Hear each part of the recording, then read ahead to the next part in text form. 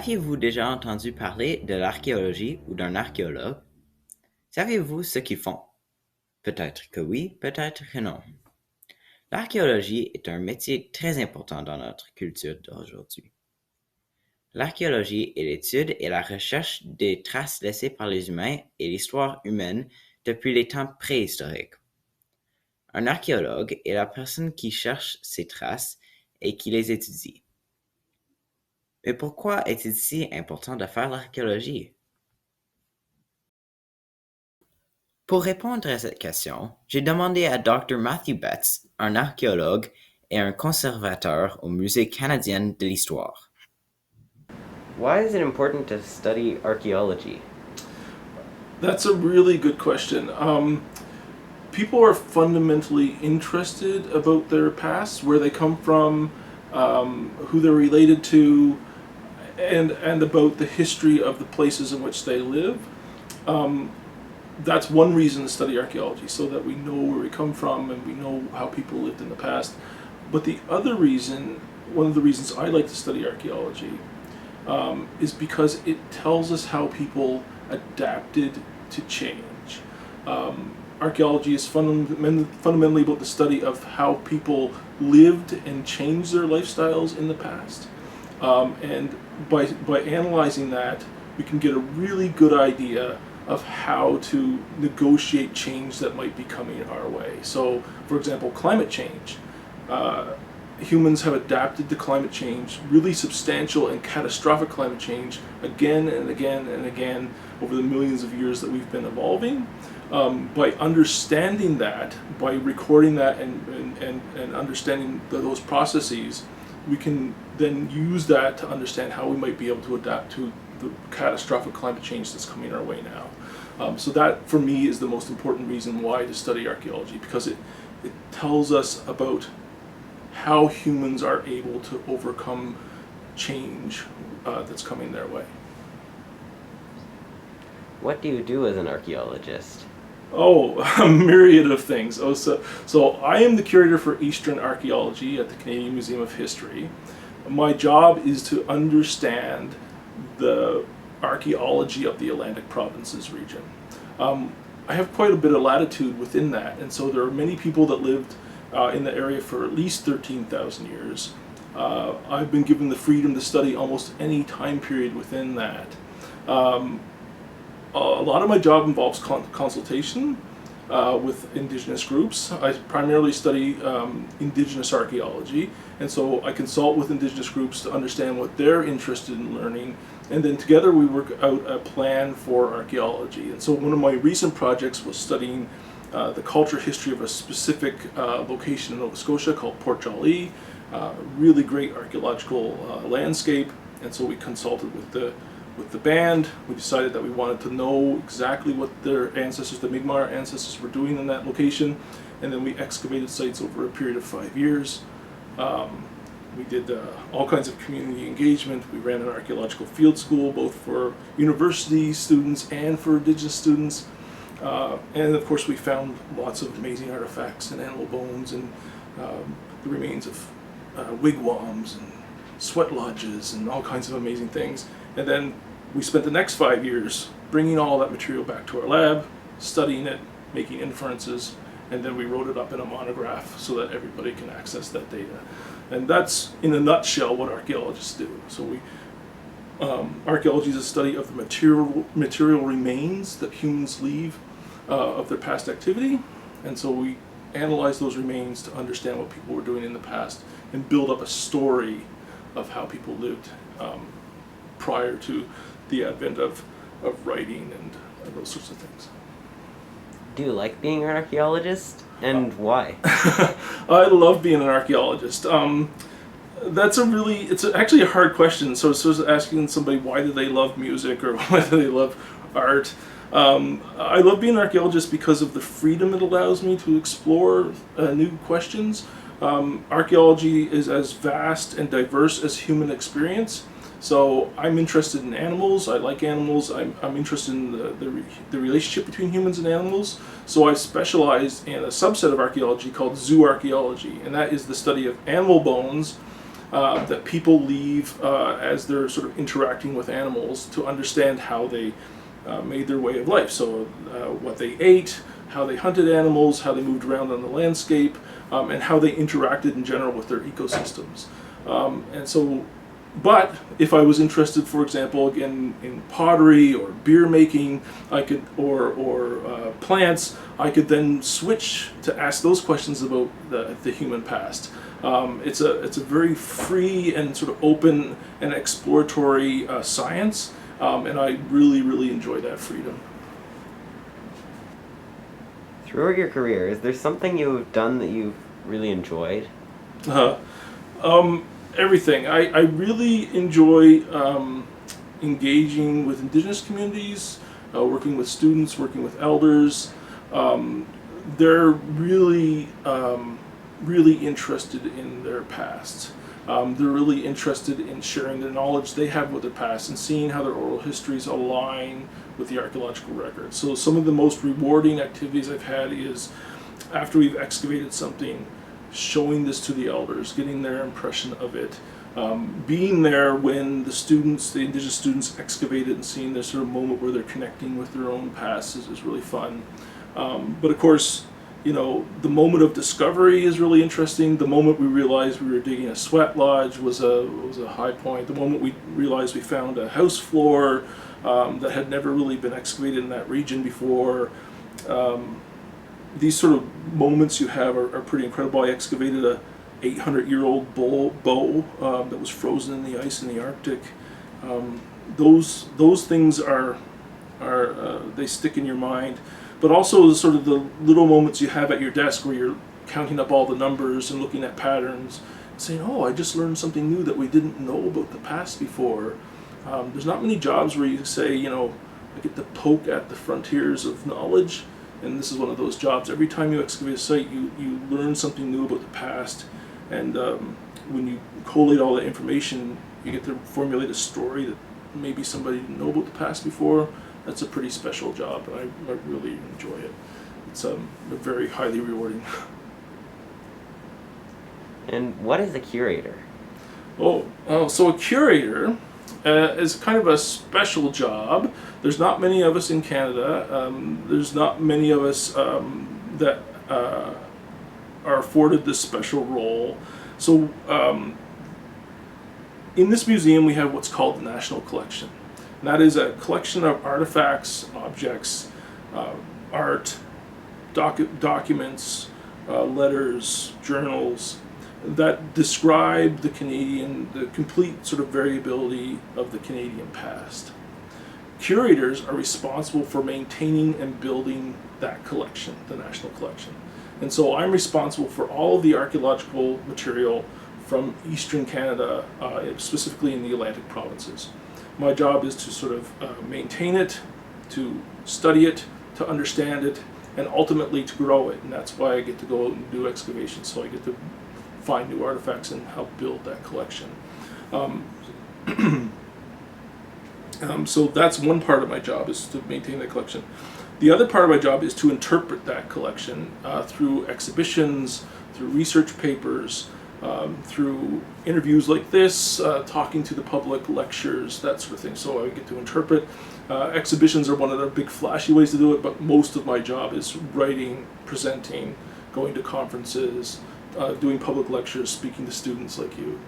And then the third part of my job is fundamental research, and that is seeking new ways and unique ways to explore the past, and sort of coming up with new questions, engaging with communities to see what sort of questions they want, developing excavation priorities and strategies, developing new theories, developing new methods of analyses, that sort of thing. So any given day, I could be doing one or all of those three things, but that's my primary role. So collections, interpretation, and research. Dr. Betts m'a montré quelques-uns des outils qu'il utilise sur des sites archéologiques. You can see most of it is measuring. So everything has to be measured in 3D. We use these pins to lay a 3D grid, and so everything's measured in 3 dimensions. north, west, and then the depth. So the position of the artifacts is the most important. And then everybody, this isn't my personal dig kit, but everybody gets a dig kit in the field. And we give them these little bags. So these are the ones I take with me. Oh, it's gonna be stuck here. There we go. I like to use these old ones because I'm a traditionalist. And so we got a dustpan, that's so we can collect the dirt, a brush so we can scrape the dirt in, more brushes, more measuring tapes. I don't see my trowel in here. Fine brushes for doing work, line for stringing out our grids, levels to make sure we keep everything nice and level. But the one thing I don't see is a trowel. Maybe I think I loaned my trowel to somebody else. Oh, no, here's a trowel. And there's what we use to excavate. So that's my Marshalltown I've been using for, oh gosh, 30 years or so. You can see how worn down it is versus a normal one, which is a little less worn down.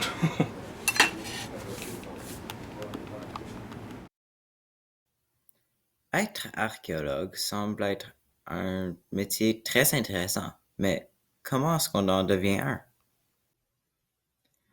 J'ai fait un peu de recherche et j'ai trouvé que pour devenir archéologue, il faut en premier étudier. Il faut aller à l'université pour étudier l'histoire, l'archéologie, les sciences humaines, la préservation et plusieurs autres cours. J'ai demandé à Dr. Betts comment il est devenu archéologue. How did you become an archaeologist? That's a very interesting question as well. It was a long, sort of convoluted path. I was always interested in the past, always interested in the way humans sort of made their societies and made their cultures and changed their way of life. But I originally went to school for aerospace engineering and decided almost immediately that it wasn't for me, and I switched to anthropology and then archaeology, and very slowly became sort of interested. Archaeology is so vast I could have focused on anywhere in the world.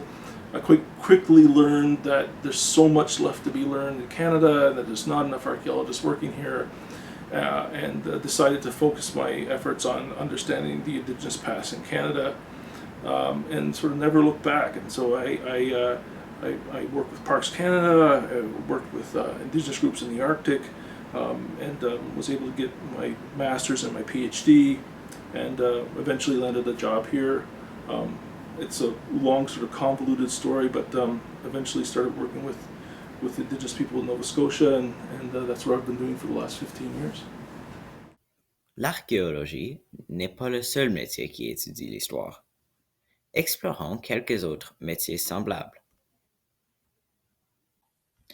Il y a plusieurs métiers qui étudient l'histoire comme les archéologues, par exemple les restaurateurs-restauratrices et les préservateurs d'art.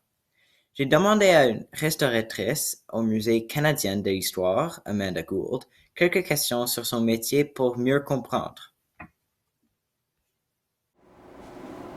What do you do in your job? What do I do in my job? Oh, okay. So I'm a conservator.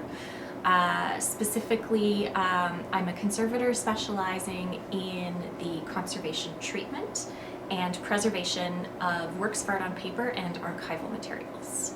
How does your job relate to archaeology? Well, that's a really good question. So even I would have assumed that a conservator specializing in paper materials wouldn't have a lot to do with archaeology. Now, I should say that conservators broadly work on all archaeological materials. Large-scale digs all over the world employ conservators specializing in the types of materials that come out of archaeological digs, whether they're terrestrial or underwater, whether they are things that you think of that are well publicized through media, like TV shows about Egypt or Greece, and even here in Canada on the west and east coasts and up in the Arctic. But what I learned after I became a museum conservator is that there is actually a fair amount of paper that has survived out of archaeological sites within the last 200 years, and even a little longer if we're talking about shipwrecks that have sunk where the water conditions have preserved things. So there's a well-known one about pages from a book that were taken out of the barrel of a cannon that was attached to a wooden ship. And once those pieces were uncovered, they were actually able to trace back and identify the book and the page that those fragments came from. So my work with archaeological materials has mainly to do with items that have the work lately has been to do with items that have come from Canada's Arctic. So yeah, I've been excited to work on pieces that have come from locations that relate to exploration, mostly British exploration, British Royal Navy exploration in Canada's Arctic. At the last few times specifically to do with the search for the Franklin expedition. So that's been a really exciting part of my work in the last few years, and one that I did not expect. Again, paper conservator doesn't expect to be working on archaeological materials. Have you ever done a project or worked on a project that you were very passionate about and you really enjoyed? Oh, absolutely. I'm very lucky to be able to say that there have been many projects in the course of my career that I've been super excited about and that have really challenged me and been really rewarding in the end. I referenced the materials that relate to the Franklin expedition. That particular project was one where even my colleague, the archaeologist who was the curator for the exhibition for which those items, for which I did the treatments for those items, within the timeline of exhibition planning for a museum, did not have time, she herself, to dig into the history of those materials. But because it affected what my treatment protocol was going to be in the end, I was able to look into the origins of those materials and dig a little deeper into the history of them, since they had, in the time, almost 100 years, since they had been brought south from an island in the Arctic, which was something a little different for a typical work in conservation, but it meant that I was able to put together a project and document a project that was a little more holistic in terms of the storytelling. Why is it important to preserve our history? Oh, Miles, you ask really big questions. Why is it important to preserve our history? Wow. Well, I think one of the answers that we hear all the time is that we need to preserve our history in order to learn from it, and hopefully not to make the same mistakes of the past. I don't know how good we are at that as humans, learning from the past and not making the same mistakes over and over again. But what I can say, what I do know from actually working with and having a career in the preservation of material cultural property, is that you almost never get the full story with just one format. Whether we're talking about the written history, whether we're talking about oral history, songs and stories, or whether we're talking about what a physical object can tell us, we always have a better picture when we bring all of those things together. And so, and I can think of examples too where I've heard of historians who are mostly looking at textual records, even primary sources, who have changed the interpretation of the content that they're researching when they look at a 3D object that is relevant to that story, and vice versa, where an archaeologist will unearth something in a dig site and have one interpretation, but then be able to go to the historical record, the textual record, and actually end up changing that interpretation based on what was written about it. So again, we preserve all of these elements in all of these formats because we know that they each have a part to play in giving us, I'm going to say, a more accurate picture, but that's not necessarily the case, but at least more pieces of the puzzle. Thank you so much You're for very your help. welcome, Miles. It was really great to sit for this interview, and I can't wait to see the end product. Quand quelqu'un dit l'histoire ancienne humaine, tu penses probablement à des royaumes et des empires en Europe ou en Asie. Mais ici au Canada, qu'est-ce qu'un archéologue fait? On a beaucoup d'histoires ici au Canada aussi. On a l'histoire des peuples autochtones et inuits et on a aussi l'histoire européenne coloniale. J'ai demandé à Dr. Betts encore une fois pour répondre à ma question. What do archaeologists do in Canada? That's a really good question. So, archaeology is dependent on the history of the local regions where you live, and so in Europe, archaeologists do different things than they do in Canada. In Canada, our history is largely dominated by the Indigenous past, and so many archaeologists in Canada study the ancestors of Indigenous people that still live here. Because of that, and because of the inherent rights of Indigenous people to their own pasts, our role is a little bit different. So we consult with Indigenous groups, we engage with them as partners in the exploration of their pasts. In other places, archaeologists work rather independently, and they're studying research questions, and they're going to sites and excavating sort of in isolation. In Canada, our work's much more collaborative, and we really partner with Indigenous nations to explore their pasts. Thank you so much for your help. You're very welcome. Thanks for talking with me. Un autre archéologue et conservateur au Musée Canadienne de l'Histoire m'a parlé un peu d'un site archéologique où il travaille. Le site est un gros réservoir d'eau desséchée où que le vent enlève toute la terre et révèle des artefacts.